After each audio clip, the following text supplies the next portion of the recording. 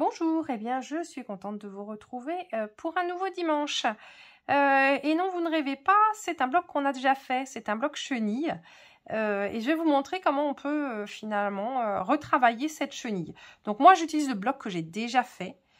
Vous pouvez, soit vous utilisez le bloc qu'on a déjà fait, soit vous en faites un nouveau pour le travailler ici. Et donc on va travailler à la machine et on va s'amuser à coucher en fait les bandes comme ça, vous voyez.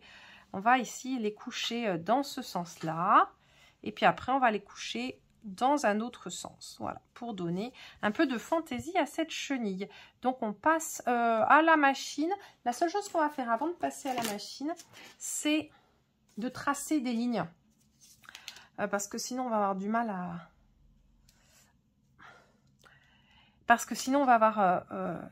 à travailler droit. Donc je vais, voilà, je sais pas si ça va se voir, pour gagner avec mon pauvre crayon. Alors ça ne se voit pas beaucoup, donc on va utiliser plutôt soit un feutre à l'eau, soit un feutre qui part à l'air. Alors sachant que ceux qui partent à l'air, ils ne durent pas pendant 3 jours non plus.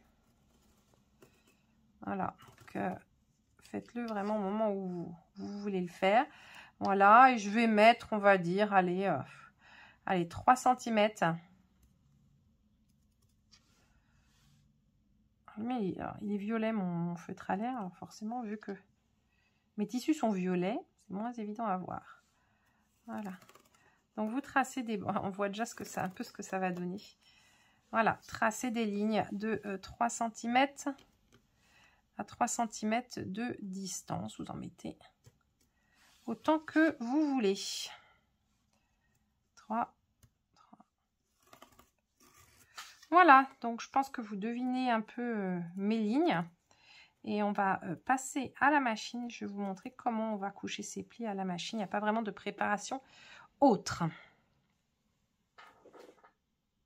Alors, nous voilà à la machine. Je vais m'armer de ma tige Appli Quick, donc ici normalement pour l'appliquer, et qui va là me servir à en fait pousser et bien diriger mon travail. Vous pouvez éventuellement utiliser une pince à épiler par exemple, un poinçon, ou alors il y a un outil spécial de chez Clover. Je vous mettrai le lien sous la vidéo, qui est très bien pour ce genre de choses. Et pour aussi d'utilisation, pour vous éviter de mettre vos doigts trop près et vous aider à pousser les tissus. Alors, ce qu'on va faire maintenant, c'est que, donc, je ne sais pas si vous devinez mes lignes, parce que c'est vrai que mon crayon, il est déjà un petit peu usé, puis surtout, il est violet sur violet. Donc, voilà. Mais donc, je vais coudre sur les lignes que j'ai tracées, et je vais coudre donc une fois dans un sens, une fois dans l'autre, et à chaque fois, je vais pousser, en fait, la chenille dans un sens ou dans l'autre. Alors, je vais commencer ici. Hop, donc, j'ai choisi le même fil contrastant que j'avais pris pour faire ma chenille. Voilà, et donc en fait je vais pousser mes plis. Donc je fais un point droit, j'aurais peut-être pu essayer de faire un point fantaisie, mais là en l'occurrence je fais un point droit et je vais vérifier donc que chaque bord est poussé vers moi. Voilà, on va pas avancer très très vite.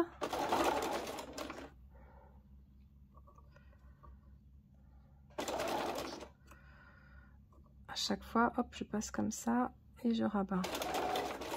Dès qu'on est sous le pied de biche, après, il n'y a plus besoin de tenir et du coup, on peut passer au suivant. Hop là.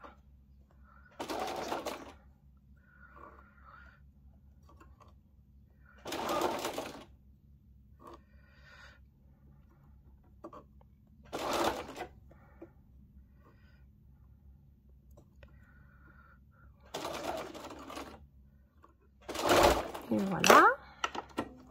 Donc vous voyez ici, alors mes morceaux sont pas, voilà, j'avais pas toujours cousu très droit, donc c'est pas exactement la même chose à chaque endroit. Ah, celui-là, il est pas coupé exactement pile poil, donc c'est pas très très régulier, mais j'ai pas l'impression que ce soit gênant. En tout cas, c'est comme ça que ça va être de toute façon. Et donc maintenant, je vais dans l'autre sens et je vais basculer mes pointes, mes tissus dans le sens contraire. Si vous vous rappelez, je crois que c'est dans un des tout premiers blocs qu'on a fait, on avait fait des plis et on les avait pareil couchés comme ça d'un côté ou de l'autre. C'est un peu le même principe, en tout cas ça va faire le même genre d'effet. sauf que la base de départ n'est pas la même. Et donc là, exactement pareil que tout à l'heure, je prends chaque et je plie. Vous n'utilisez pas le bloc chenille, vous en refaites un nouveau. Vous pouvez essayer de faire varier un peu la, comment dire, la largeur de vos piqûres, de les faire un peu plus larges. Du coup, vous aurez des plis un peu plus importants. Ça peut être sympa à essayer. Et puis, vous allez continuer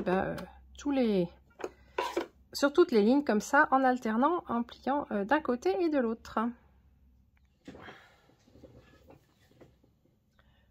Alors, voici notre bloc terminé. On remarque qu'il est moins régulier qu'une chenille classique.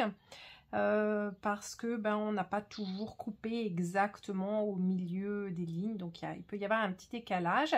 Et on remarque aussi que avec un tissu très marqué comme ça, c'est peut-être moins visible le travail.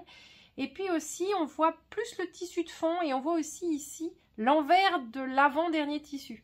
Et du coup, si je devais le refaire, je réfléchirais mieux, enfin, je réfléchirais différemment à quel tissu je mets au fond et quel tissu je mets ici sur l'envers, parce que si, alors ça, du coup, on pourrait mettre l'avant-dernier tissu à l'envers pour le coup, pour qu'on voit du coup l'endroit ici, ou essayer avec des tissus unis qui du coup ont les deux côtés.